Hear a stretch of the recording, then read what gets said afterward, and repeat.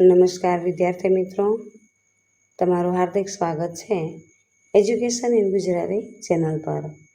આજનો આપણો વિષય છે ધોરણ 7 વિષય સંસ્કૃત। તેમાં આપણે જોઈએ ચેપ્ટર નંબર 3, તેમનું નામ છે કોરુક। તેમાં પ્રશ્ન પહેલો જોઈએ, નીચે આપેલા પ્રશ્નોના સાચા જવાબ માટે યોગ્ય વિકલ્પ પસંદ કરો। પહેલું છે પક્ષી કિમ વદતી? જવાબ આવશે એ કોરુક। બીજું, પક્ષી કુત્ર અત્ર તત્ર ગચ્છતિ? જવાબ આવશે બી આકાશે। ત્રીજું, કોરુક શબ્દની સંધિ છોડો। જવાબ આવશે બી કહ અરુક। ચોથો વિકલ્પ છે કોરુક ઇતિ શબ્દસ્ય કહ અર્થ અસ્તિ? જવાબ આવશે બી કહ નિરોગઃ। પાંચમું છે પક્ષી કુત્ર અટતે? જવાબ આવશે એ દ્વારમ દ્વારમ। છઠ્ઠું, કહ દ્વારમ દ્વારમ અટતે? જવાબ આવશે બી પક્ષી। સાતમું, જનાઃ કિમ કુર્વન્તિ? જવાબ આવશે સી ઉપહાસમ। આઠમું, કહ નિરાશઃ ભવતિ? જવાબ આવશે એ પક્ષી। નવમું છે કોપી કિમ ન દદાતિ? જવાબ આવશે ડી ઉત્તરમ। દસમું છે વાગ્ભટ કિમ શૃણોતિ? જવાબ આવશે ડી કોરુક। 11મું, કહ સ્વસ્થાનમ ગચ્છતિ? જવાબ આવશે સી પક્ષી। 12મું, કહ વાગ્ભટ નયતિ? જવાબ આવશે એ પક્ષી। 13મું, પક્ષી ખાલી જગ્યા નમતી? જવાબ આવશે એ ઋષિમ। 14મો પ્રશ્ન છે પક્ષી ખાલી જગ્યા ઉપવિશતિ? જવાબ આવશે સી વૃક્ષે। 15મું છે પક્ષી કોને નમન કરે છે? જવાબ આવશે એ વાગ્ભટને। ત્યારબાદ પ્રશ્ન બીજો જોઈએ, ખાલી જગ્યા પૂરો। પહેલી ખાલી જગ્યા છે પક્ષી ખાલી જગ્યા વદતી કોરુક? જવાબ આવશે પુનઃ પુનઃ।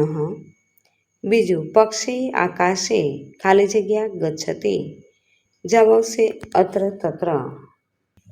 ત્રીજી ખાલી જગ્યા છે જનાઃ ઉપહાસં કુર્વન્તિ? ચોથું, પક્ષી ખાલી જગ્યા ભવતિ? જવાબ આવશે નિરાશઃ। પાંચમું, ખાલી જગ્યા અપી ઉત્તરમ ન દદાતિ? જવાબ આવશે કોઅપી।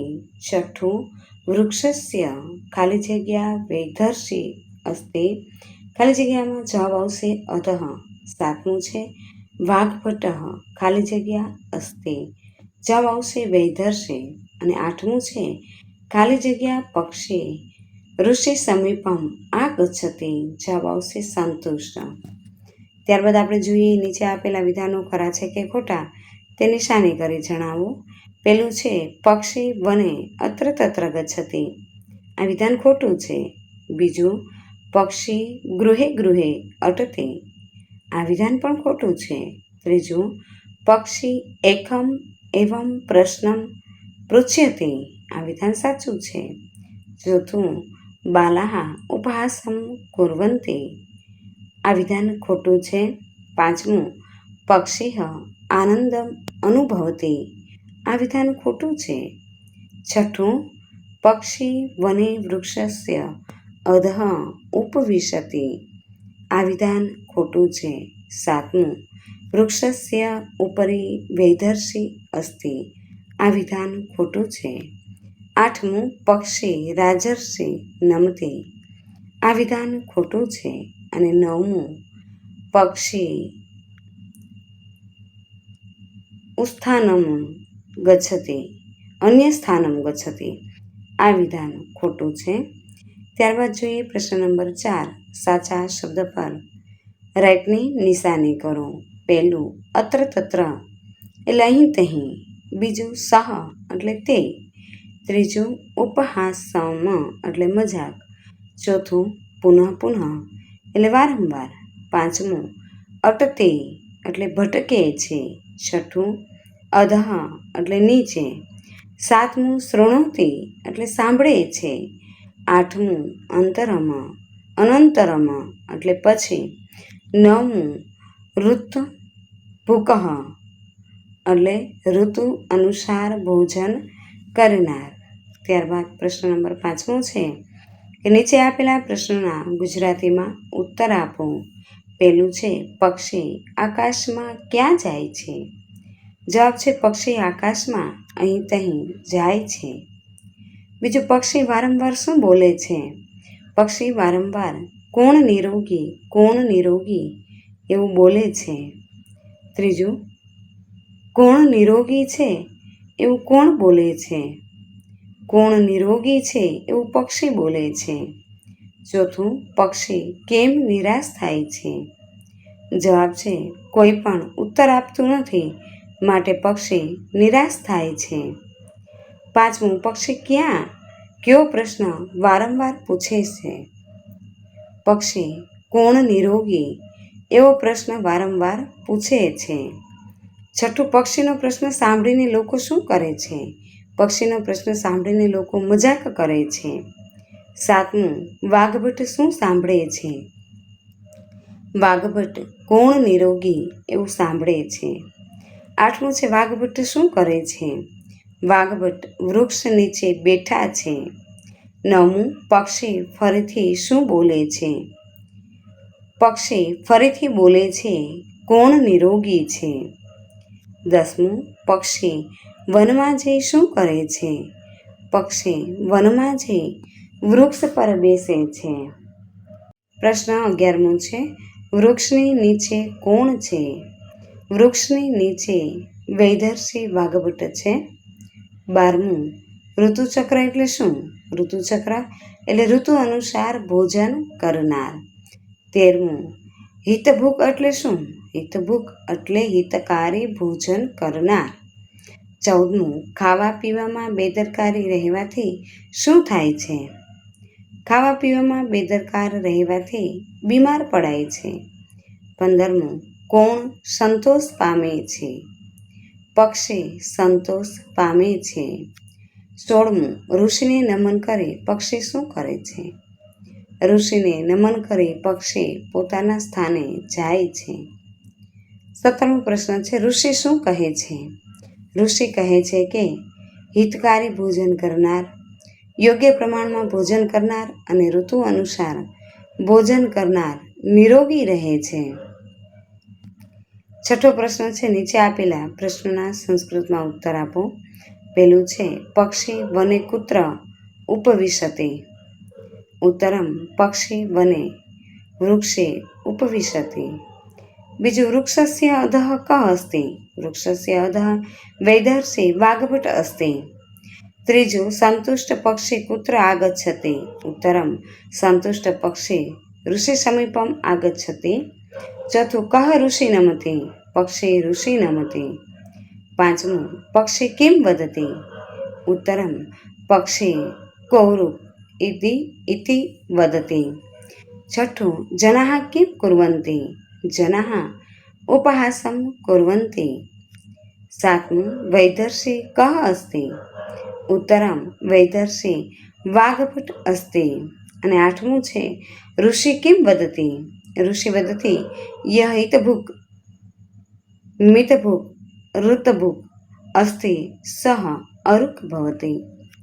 ત્યારબાદ પ્રશ્ન નંબર 7મો છે સંધિ વિચ્છેદ કરો. કૌરુક કહ પ્લસ અરુક અને કો અપી કહ પ્લસ અપી.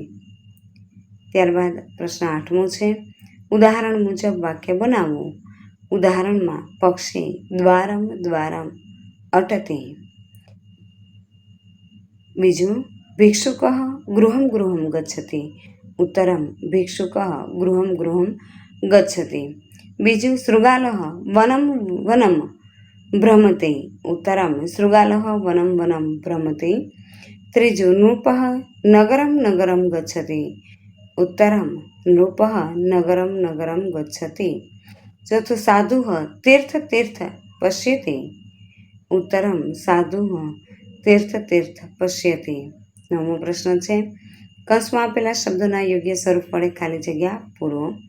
પહેલું છે પક્ષી ખાલી જગ્યા ગચ્છતિ ખાલી જગ્યા ઉપવશ્યતિ ચ. પહેલી ખાલી જગ્યામાં જવાબ આવશે વનમ અને બીજામાં આવશે વૃક્ષે. બીજું છાત્ર ખાલી જગ્યા ગચ્છતિ ખાલી જગ્યા ઉપવિશતિ ચ. પહેલી ખાલી જગ્યામાં આવશે વિદ્યાલયમ અને બીજામાં આવશે આસને. ત્રીજું અધિકારી ખાલી જગ્યા ગચ્છતિ ખાલી જગ્યા ઉપવિશતિ ચ. પહેલી ખાલી જગ્યામાં આવશે કાર્યાલયમ અને બીજી ખાલી જગ્યામાં આવશે આસંદે. ચોથું ભક્ત ખાલી જગ્યા ગચ્છતિ ખાલી જગ્યા ઉપવિશતિ ચ. ખાલી જગ્યામાં આવશે મંદિરમ અને બીજી ખાલી જગ્યામાં આવશે પૂજા સ્થાને. પાંચમું સિંહ ખાલી જગ્યા ગચ્છતિ ખાલી જગ્યા ઉપવિશતિ ચ. પહેલી ખાલી જગ્યામાં આવશે વનમ અને બીજી ખાલી જગ્યામાં આવશે વૃક્ષતલે. ત્યારબાદ આપણે પ્રશ્ન નંબર 10 જોઈએ. નીચેના વાક્યોનું સંસ્કૃત કરો. એક પક્ષી છે. ઉત્તરમ એકઃ પક્ષી અસ્તિ. બીજું કોણ નિરોગી છે? કઃ નિરોગઃ ભવતિ. ત્રીજું પક્ષી નિરાશ થાય છે. પક્ષી નિરાશઃ ભવતિ. પ્રશ્ન 11મો જોઈએ. નીચે આપેલા ફકરાનું ગુજરાતીમાં ભાષાંતર કરો. પહેલું છે કઃ પક્ષી અસ્તિ. સઃ આકાશે અત્ર તત્ર ગચ્છતિ. સઃ પુનઃ પુનઃ વદતિ. કો રૂપ કઃ નિરોગ ભવતિ. પક્ષી દ્વારમ દ્વારમ અટતિ. એકમ એવ પ્રશ્નમ પૃચ્છતિ. જનાઃ ઉપહાસં કુર્વन्ति. કઃ અપि ઉત્તરં ન દદાતિ. પક્ષી નિરાશઃ ભવતિ. ભાષાંતર જોઈએ. એક પક્ષી છે.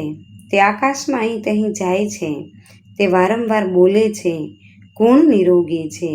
કોણ રોગરહિત હોય છે? પક્ષી દ્વારે દ્વારે ફરે છે. તે એક જ પ્રશ્ન પૂછે છે. લોકો મજાક કરે છે. કોઈ ઉત્તર આપતું નથી. પક્ષી નિરાશ થાય છે. બીજું જોઈએ. સહ વનમ ગચ્છતિ વૃક્ષે ઉપવિશતિ ચ. વૃક્ષસ્ય અધઃ વૈધર્ષી વાઘભટ અસ્તિ. પક્ષી પુનઃ વદતિ. કૌરુક ઇતિ વાઘભટ શૃણોતિ. ઉત્તર છે તે પક્ષી વનમાં જાય છે અને ઝાડ પર બેસે છે. ઝાડની નીચે વૈધ ઋષિ વાઘભટ છે. પક્ષી ફરી બોલે છે. કોણ નિરોગી છે? કોણ નિરોગી છે? વાઘભટ સાંભળે છે. ત્યારબાદ ત્રીજું જોઈએ. સ વદતિ હિતભુક ઋતભુક ઇતિ અર્થ અસ્તિ. યહ હિતકારી ભોજનમ કરોતિ. યહ મિતમ ભોજન કરોતિ. યહ ઋતુ અનુસાર ભોજન કરોતિ. સહ એવ નિરોગઃ ભવતિ ઇતિ. સંતુષ્ટ પક્ષી ઋષિ સમીપમ આગચ્છતિ. સહ ઋષિ નમતિ. અનંતરમ શ્વાસનમ ગચ્છતિ. જવાબ છે કે તે વાઘભટ બોલે છે. હિતકારી ભોજન કરનાર, યોગ્ય પ્રમાણમાં ભોજન કરનાર, ઋતુ અનુસાર ભોજન કરનાર.